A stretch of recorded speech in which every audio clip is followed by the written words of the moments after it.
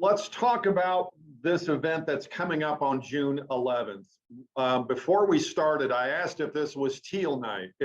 It's really not Teal Night, but Teal Night kind of led to this event coming up. Explain what this event's all about. We're wanting to have a celebration. We are getting ready as of June to celebrate our 15th year of starting the River Valley Ovarian Cancer Alliance in the River Valley in eastern Oklahoma. Blanche West is our founder. We definitely are going to do a little bit of celebration on her behalf that night to thank her for all the awareness and education, for reaching so many women and their families here in the community about getting the awareness education out there about the signs and symptoms of ovarian cancer, because there wasn't any before she took the first step. Let's talk about the alliance itself. Like you said, 15 years ago, what is it y'all do? We are not a true support group. We've helped facilitate a local support group in the past, but we are a group of volunteers. We don't have a brick and mortar office. We do have a board of directors. We are a 501c3 nonprofit, but we're just a group of volunteers, and we try to hand out support materials to newly diagnosed ladies with ovarian cancer. There's a sign that says, "It whispers, so listen," because so often ovarian cancer, it's undetected too late, and it's stage 3 or stage 4 by the time many women find out what they really have. So helping women pay attention to their bodies and helping men and children and everyone pay attention, because it is not age selective. There's many types of ovarian. The youngest patient we've had is 9 months, and we have a survivor who's 90 right now. So we've got many success stories, but unfortunately we have lost way too many ladies just because it was not diagnosed soon enough. So this really is something for when a woman is diagnosed. I'm sure there are a million questions. What do I do now? Where do I get help? And even for her family, it's the same thing. You guys can help out with that. We can. We have ladies that are willing to talk to newly diagnosed patients. We get them a bag. We have a special bag that's got supplies like a warm blanket and tools and resources that they need for chemo and radiation and just learning about their treatment. But just being there, having the website, seeing that they're not alone. No one fights alone. We want to stress that, because there are a lot of cancers out there, lung cancer, breast cancer, and those are all very viable. But we also want to promote anything that we can do resource-wise, or just be able to be there for someone to talk to if they've never heard of it. And so many families, as we talk more and more to people in the community, we find they have been touched by ovarian cancer. Mm-hmm. Let's talk about it again, about the event June 11th. Your guest speaker is Courtney Cook. Who is she? She is amazing. I met her a few years ago when I was getting treatment, as well as a young lady in our organization was getting treatment at Highlands Oncology in Northwest Arkansas. And she was their genetic specialist there at the time. She now lives in Illinois. She's just gone up the ladder. People like this, it's hard to keep local. She is the owner of Cook Genetics Assessment and Testing. She works with some other pharmaceutical companies.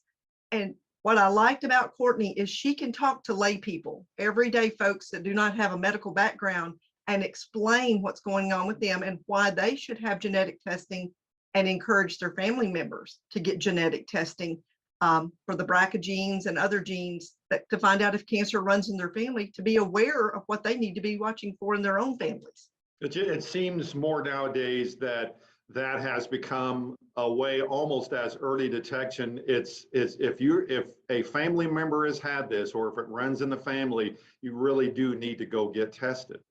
It's correct. One of the ladies that was in our organization in the very beginning has passed away, but her daughter is our current treasurer and very vital part of our organization as a volunteer.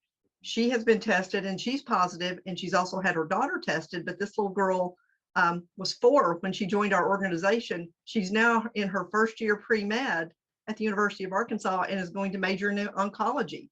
So we are so excited that this has affected her life in a positive form. And we also have an application out there for graduating seniors in our community or anywhere that have been affected by ovarian cancer. We are giving out a scholarship, the Ed Yeager Memorial Scholarship Fund. That's been a growing part of our group, something we wanted to do. And when Ed passed and our group talked about it, we decided to start the foundation for a scholarship for seniors in our area. Who can come to this event on June 11th? It's a community event. We want families that feel like they would like to be part of our organization, volunteer, learn about ovarian cancer, come and support those ladies that are fighting the disease. We want to say thank you to our supporters, our sponsors, our volunteers for these past 15 years that have helped us get to where we are now and become a leading nonprofit organization here in the community that's a good resource for people.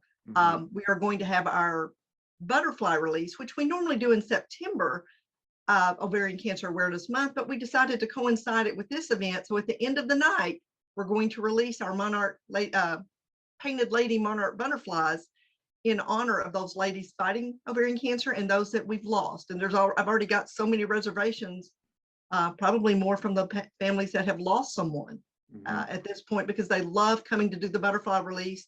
That is something that children can be involved. However, we're not having it at our large venue. We normally had Teal Night Tahiti.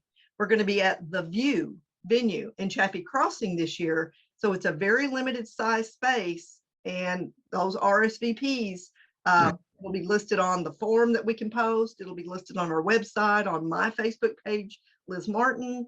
But just, you've got to get those RSVPs in. We're already at over 75, and we've only got a little over 200 we can fit in this venue this year.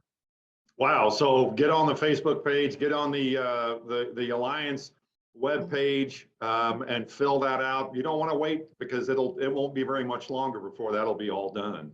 That's correct. And like I said, we're going to have have some special music that night. Vicki James is going to be singing for us. I understand, I don't know if it's going to be in person or by video. Larry Bedell might be making a special guest appearance. Our own Garrett Lewis, his life has been touched by ovarian cancer, so he's going to help us out that night. And we're going to have a couple of testimonies, some success stories, and then just one lady that's going through it right now. It's very tough on her and her family, because ovarian cancer is such a reoccurrent cancer. It's not unlike some other cancers. It's not, you can go into remission for a long time. It starts rearing its head back up after 6 months or a year sometimes, and many of our ladies fight that battle for many years. And very much like Teal Night, this is going to be a happy celebration time. Very. Be prepared to see probably one of the largest birthday cakes you've ever seen in the area. We're going to have just a beautiful birthday cake, our 15 years. Going to have beautiful teal butterflies. The dress is casual. Come as you are. No specific outfits you have to go buy. Just come and celebrate with us. It is a grand celebration. River Valley Ovarian Cancer Alliance celebrating 15 years on June 11th. And again, go to the Facebook page, go to the website, fill out that RSVP, because it'll go real fast. Liz Martin, thank you so much for being here. Congratulations. I know you've been a big part of that alliance for such a long time.